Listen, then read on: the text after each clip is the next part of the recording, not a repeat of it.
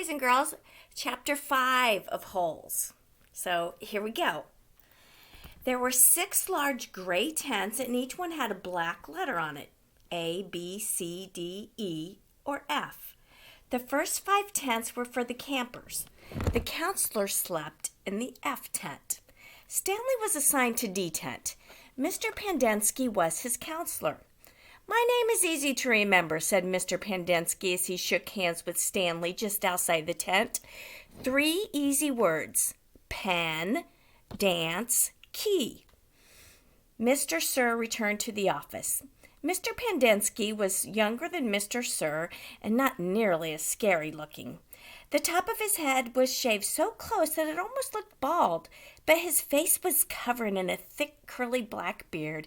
His nose was badly sunburned. "Mr. Sir isn't really so bad," said Mr. Pandensky. "He's just been in a bad mood ever since he quit smoking. The person you've got to worry about is the warden. There's really only one rule at Camp Green Lake: don't upset the warden."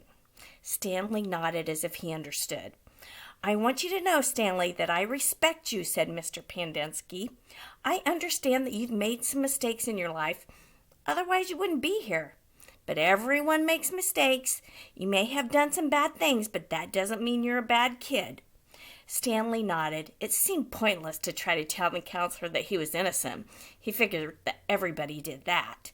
He did want Mr. Pandensky to think he did not want him to think that he had a bad attitude. "I'm going to help you turn your life around," said the counselor, "but you're going to have to help too. Can I count on you?" "Yes, sir," said Stanley. Mr. Pandensky said, "Good," and patted Stanley on the back. 2 boys, each carrying a shovel, were coming across the compound.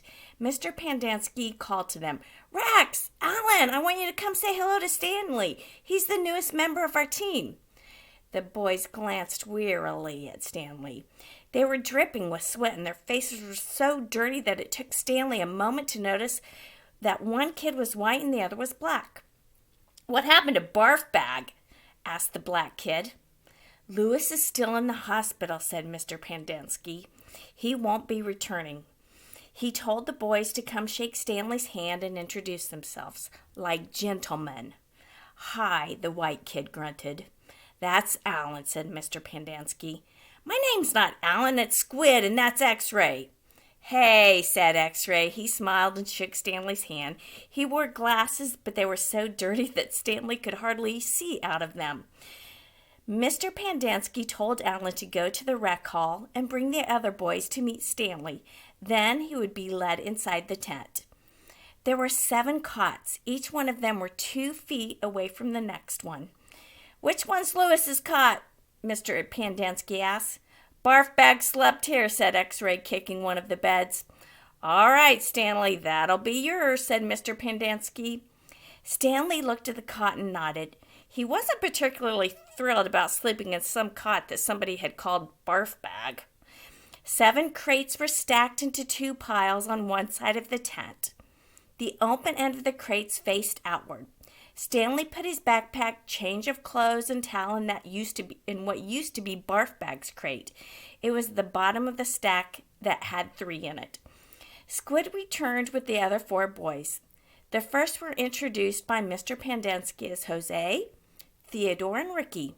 They called themselves Magnet, Armpit, and Zigzag. "They all have nicknames," explained Mr. Pandensky. "However, I prefer to use the names their parents gave them, the names the society will recognize them with when they return and become useful and hardworking members of society." "It ain't just a nickname," X-Ray told Mr. Pandensky. He tapped the rim of his glasses. "I can see inside of you, Mom. You're a big, fat heart." The last boy either didn't have a real name or else he didn't have a nickname. Both Mr. Pandensky and X-Ray called him Zero. "You know why his name is Zero? Because there's nothing inside his head," said Mr. Pandensky, and he smiled playfully at Zero's shoulder. Zero said nothing. "And that's Mom," a boy said. Mr. Pandensky smiled at him. If it makes you feel better to call me Mom, Theodore, go ahead and call me Mom. If you have any questions, Theodore will help you. You got that, Theodore? I'm depending on you, said Mr. Pandensky. Theodore spit a line of saliva between his teeth, causing some of the other boys to complain about the need to keep their home sanitary. You were all new here once, and now you know what it feels like, so I'm counting on you guys to help Stanley. Stanley looked at the ground. Mr. Pandensky left the tent, and soon the other boys began to file out as well, taking their towels and change of clothes with them. Stanley was relieved to be left alone, but he was so thirsty he felt like if he didn't get something to drink soon he would die. Hey, Theodore, he said, going after him. Do you know where I can fill my canteen? Theodore whirled and grabbed Stanley by the collar. My name's not Theodore, it's Armpit, he said to Stanley. There's a water spigot on the wall of the shower stall. Thanks, Armpit, said Stanley. As he watched the boy turn and walk away, he couldn't for the life of him figure out why anyone would want to be called Armpit. In a way, it made him feel a little better to be having to sleep in a cot that had been used by somebody else named Barf Bag. Maybe it was a term of respect. I don't think I would want to be called Barf Bag or Armpit. Let's see what happens on Monday in Chapter 6.